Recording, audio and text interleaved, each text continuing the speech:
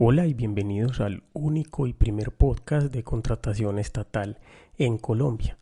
El día de hoy vamos a trabajar el segundo episodio de la selección de mínima cuantía.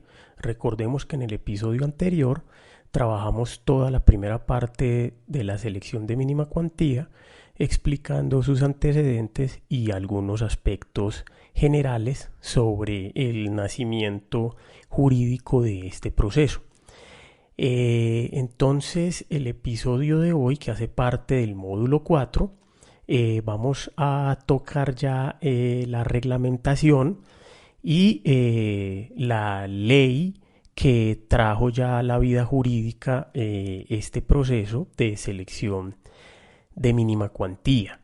Recordemos entonces unos aspectos básicos y generales que tocamos en el episodio anterior, y es que la selección de mínima cuantía es un proceso de convocatoria pública, que hay dos clases de selección de mínima cuantía, que la primera es la general, contemplada en el artículo 2.2.1.2.1.5.2 del decreto 1082 del 2015, y la segunda es la mínima cuantía para la adquisición en almacenes de grandes superficies, contemplada en el artículo 2.2.1.2.1.5.3 del decreto 1082 del 2015.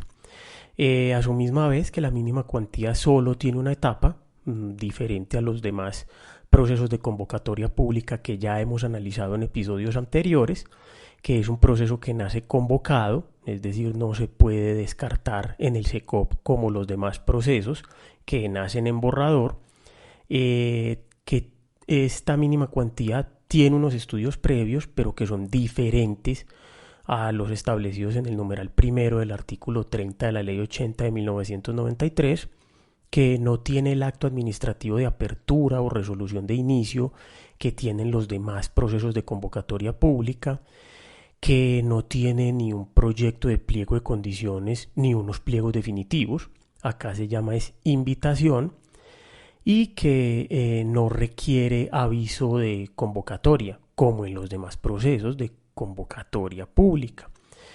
Igualmente, este proceso hay una evaluación de las propuestas, de los requisitos habilitantes, y que esa evaluación será adelantada por quien sea designado por el ordenador del gasto, sin que se requiera un comité plural, es decir, la evaluación acá puede ser de una sola persona.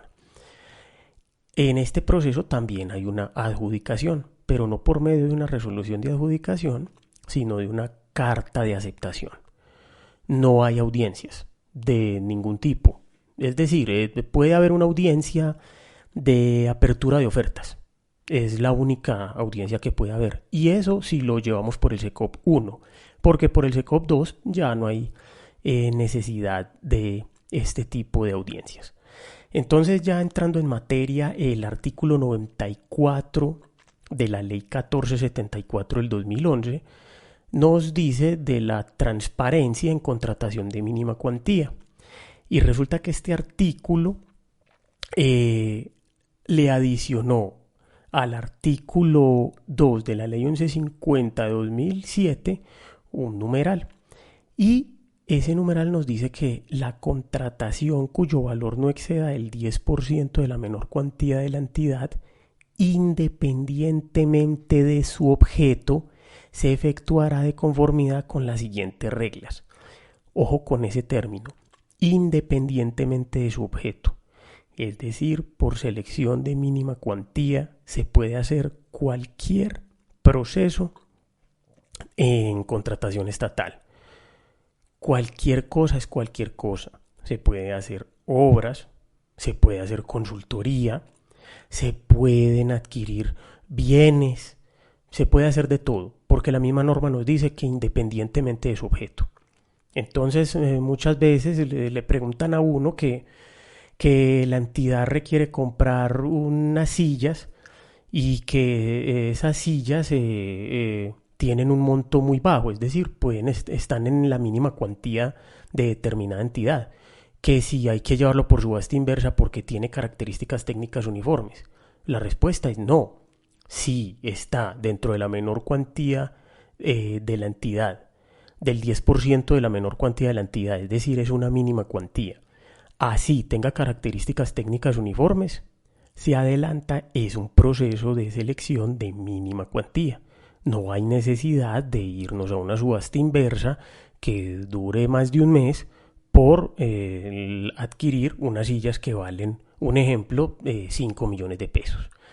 Eh, entonces hay que tener muy presente eso, independientemente de su objeto. Hay que hacer una obra que está dentro de la mínima cuantía, se adelanta por una mínima cuantía, así sea una obra pública, no hay problema. El literal A de dicho artículo nos dice que se publicará una invitación por un término no inferior a un día hábil, en la cual se señalará el objeto a contratar, el presupuesto destinado para tal fin, así como las condiciones técnicas exigidas. Entonces acá no hay pliegos, ahí es una invitación, no hay ni proyecto de pliegos ni pliego definitivos, una invitación. Y esa invitación, como la denomino yo de manera folclórica, es un mini pliego en donde está contenidos unos requisitos mínimos sobre el proceso que va a adelantar la entidad. El literal B nos dice que el término previsto en la invitación para presentar la oferta no podrá ser inferior a un día hábil. Entonces acá está el otro término. Ya vimos que la invitación mínimo, un día hábil. Tiempo para presentar oferta mínimo, un día hábil. Hay que respetar esos mínimos porque son términos de ley. El literal C nos dice que la entidad seleccionará, mediante comunicación de aceptación de la oferta, la propuesta con el menor precio, siempre y cuando cumpla con las condiciones exigidas. De una vez este literal nos dice a quién se le adjudica. Se le adjudica al que oferte el menor precio. Pero ello no quiere decir que el proponente oferte el menor valor y no cumpla con lo que se solicitó. No, debe de cumplir con todas las condiciones exigidas. Y si cumple con todas las condiciones y oferta el menor valor, ese será el proponente adjudicatario.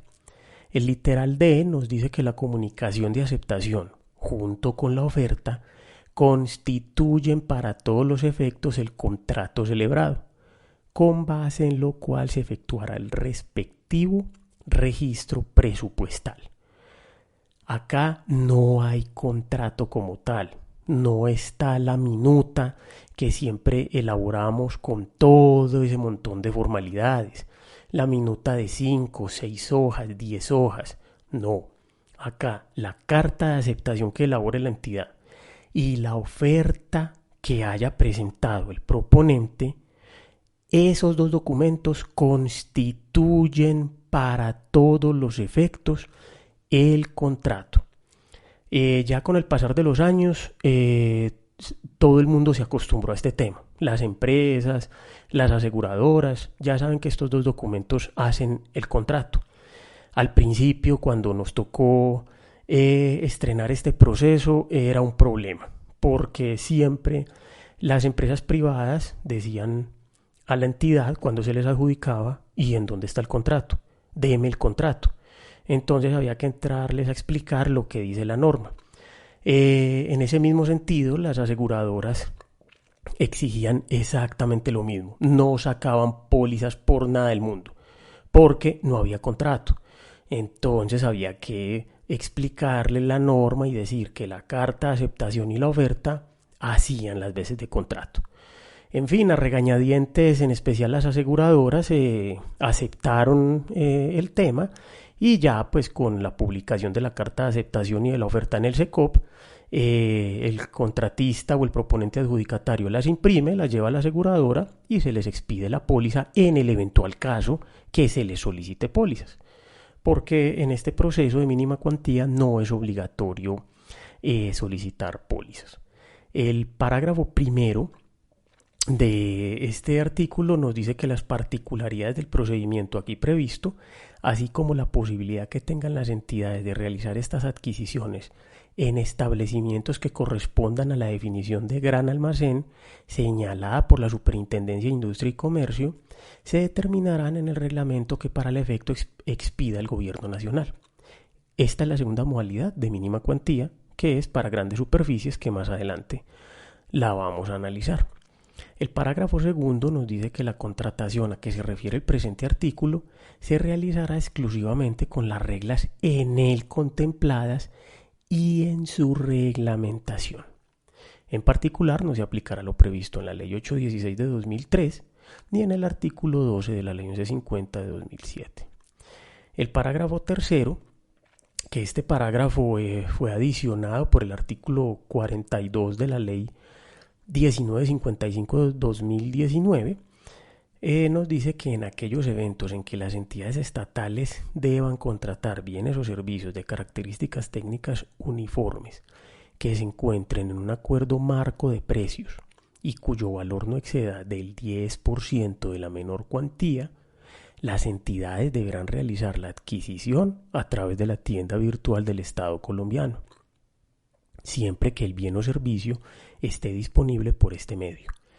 Esto es nuevo, esto apenas salió el año pasado y es quitarle una potestad a la mínima cuantía y trasladarla a la tienda virtual del Estado colombiano, a los convenios marco de precios que se hayan realizado.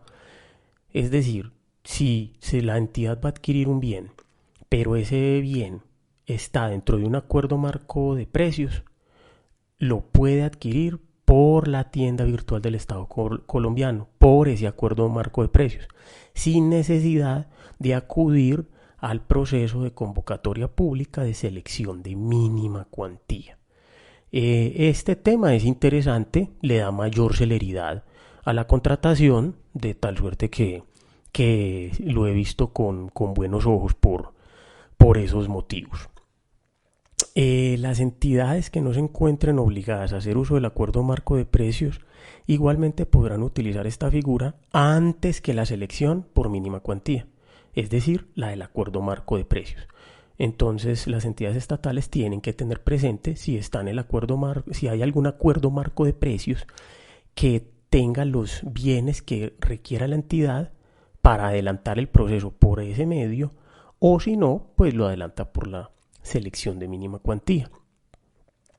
El decreto 1082 del 2015, en su artículo 2.2.1.2.1.5.1, ya nos trajo la reglamentación de la selección de mínima cuantía. Y nos dice este artículo que hay unos estudios previos para la mínima cuantía, como lo dije anteriormente, diferentes a los estudios previos de los demás procesos. Y nos dice que la entidad estatal debe elaborar unos estudios previos que deben contener lo siguiente. Primero, la descripción sucinta de la necesidad que pretende satisfacer con la contratación. Segundo, la descripción del objeto a contratar, identificado con el cuarto nivel del clasificador de bienes y servicios. Tercero, las condiciones técnicas exigidas. Cuarto, el valor estimado del contrato y su justificación. Quinto, el plazo de ejecución del contrato. Sexto, el certificado de disponibilidad presupuestal que respalda la contratación. Esos son los 6 aspectos obligatorios que debe contener un estudio previo para una selección de mínima cuantía. Hace años, creo que con el decreto 734 del 2012, que ya está derogado, esos estudios previos se llamaban estudios previos simplificados. Fue un término que trajo el decreto. En fin, ya se llaman ahora estudios previos normales y traen estos 6 requisitos obligatorios, muy diferente a los estudios previos de los demás procesos de convocatoria pública, que sí requieren mucha más información. El artículo 2.2.1.2.1.5.2 nos dice del procedimiento para la contratación de mínima cuantía. Y dice que las siguientes reglas son aplicables a la contratación cuyo valor no exceda del 10% de la menor cuantía de la entidad estatal, independientemente de su objeto. Recoge entonces lo que trae la ley 1474 del 2011 en su artículo 94. Dos aspectos básicos que caracterizan a la selección de mínima cuantía, que son que el valor no exceda el 10% de la menor cuantía y que se pueda adelantar por este proceso cualquier objeto, como nos lo dice la norma, independientemente de su objeto, como ya lo expliqué. El numeral primero, entonces, dice que la entidad estatal debe señalar en la invitación a participar en procesos de mínima cuantía la información a la que se refiere los numerales 2, 3 y 4 del artículo anterior, es decir, la descripción del objeto a contratar, las condiciones técnicas exigidas y el valor estimado del contrato y su justificación. Y además debe contener la forma como el interesado debe acreditar su capacidad jurídica y la experiencia mínima, si se exige esta última, y el cumplimiento de las condiciones técnicas exigidas. Ojo con eso, dice si se exige esta última, es decir, si se exige experiencia. ¿Qué quiere decir eso? Que queda a criterio de las entidades si exigen o no experiencia, lo cual indica que para este tipo de procesos no es obligatorio exigir experiencia. Mi recomendación es siempre exigir experiencia, pero generalmente lo que en las entidades donde yo he estado lo que solicito es que la experiencia sea la misma del valor del presupuesto oficial. Entonces es una experiencia generalmente muy baja. El numeral segundo nos dice que la entidad estatal puede exigir una capacidad financiera mínima cuando no hace el pago contra entrega a satisfacción de los bienes, obras o servicios. Si la entidad estatal exige capacidad financiera, debe indicar cómo hará la verificación correspondiente. También es potestativo si usted exige capacidad financiera o no. Mi recomendación es no exigirla, porque lo considero un trámite adicional que haría más complejo el proceso en cierto sentido.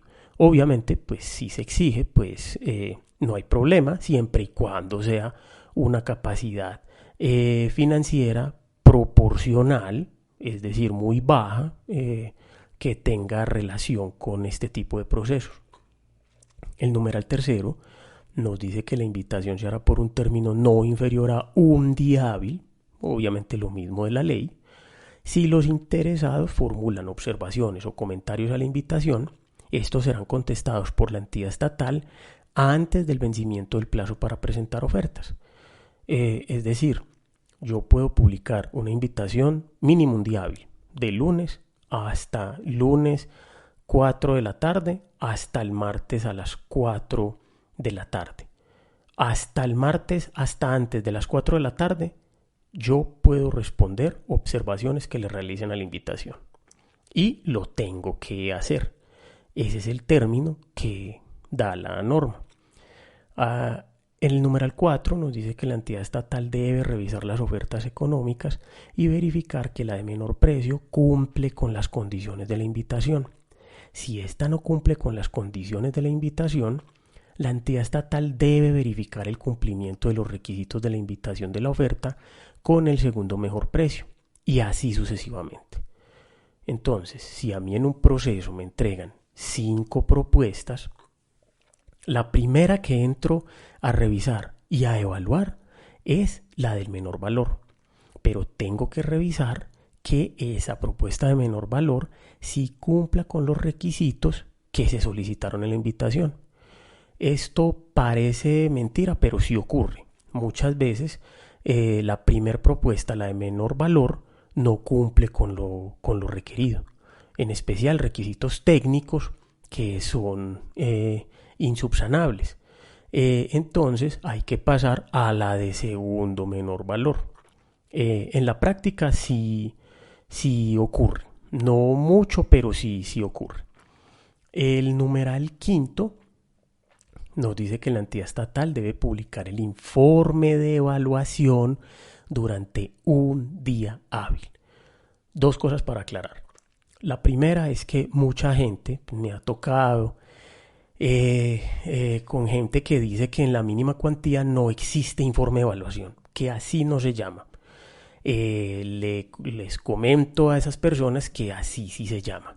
El numeral quinto lo recalca y dice que la entidad estatal debe publicar el informe de evaluación. Así no haya puntaje, así se llama este informe en la mínima cuantía, informe de evaluación. ¿Por qué? Porque la norma así lo dice. Contrario, por ejemplo, a la subasta inversa, que ahí sí se llama informe de habilitación. Ahí sí no hay informe de evaluación.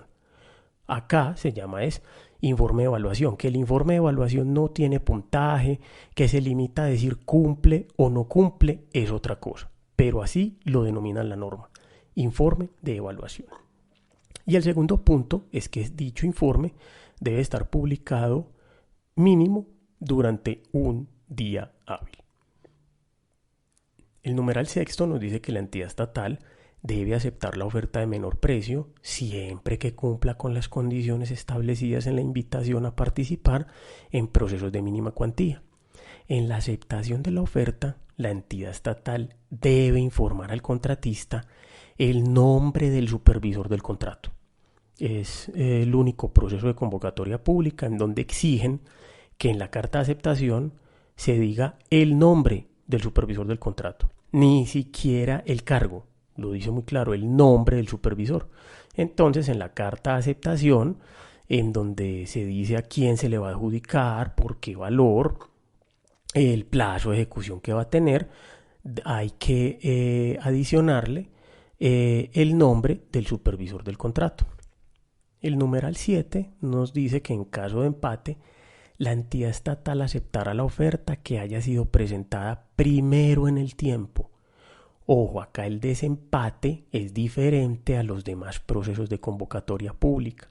Acá, si dos ofertas proponen el mismo valor y cumplen ambas con todos los requisitos, no pasamos al tercer menor valor, no, nos quedamos con ese empate, pero la manera de desempatar es quien haya entregado primero la oferta. Por eso la persona que reciba las ofertas debe estar muy pendiente y colocar siempre la fecha y hora de recibido para un eventual caso de desempate. El numeral 8 ya nos dice que la oferta y su aceptación constituyen el contrato. Acá hay entidades que hacen un contrato adicional, hacen carta de aceptación y adicional a ello hacen una minuta. A la norma dice que no hay necesidad, me parece a mí un desgaste administrativo, no estoy de acuerdo con ello.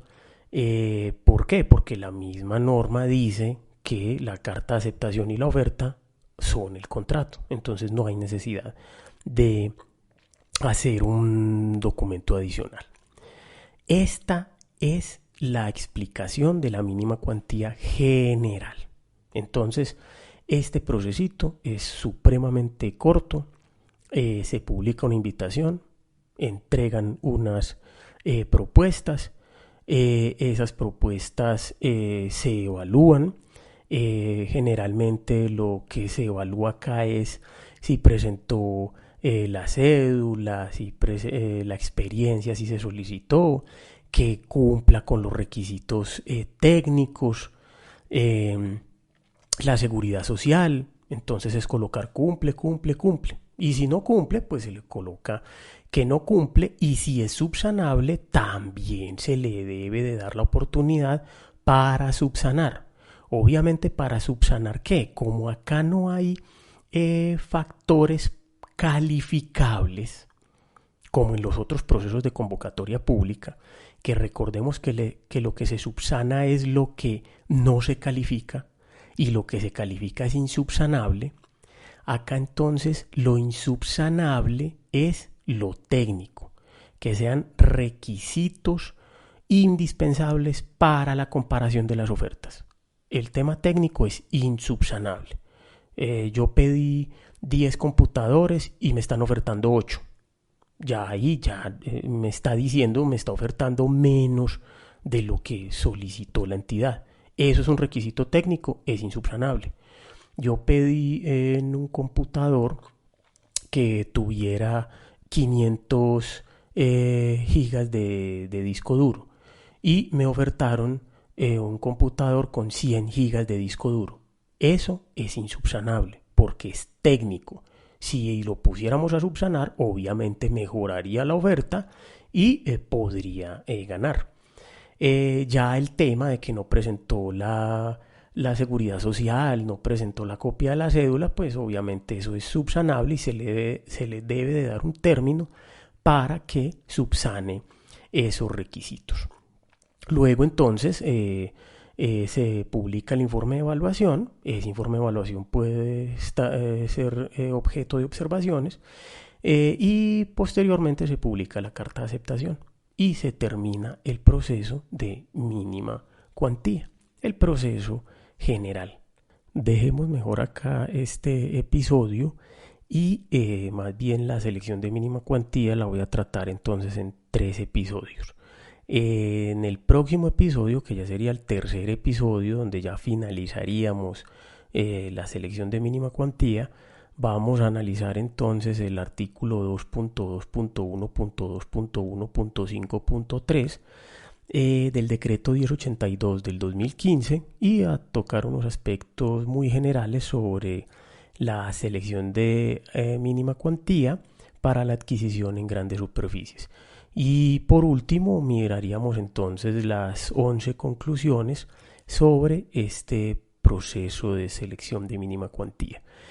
Como siempre, les agradezco mucho el escucharme. Muchas gracias a todos los suscriptores. Cada vez vamos creciendo más. Y el que no se ha suscrito, lo invito a que se suscriba a YouTube y me sigan mis diferentes redes sociales. Como siempre, mil gracias por escucharme.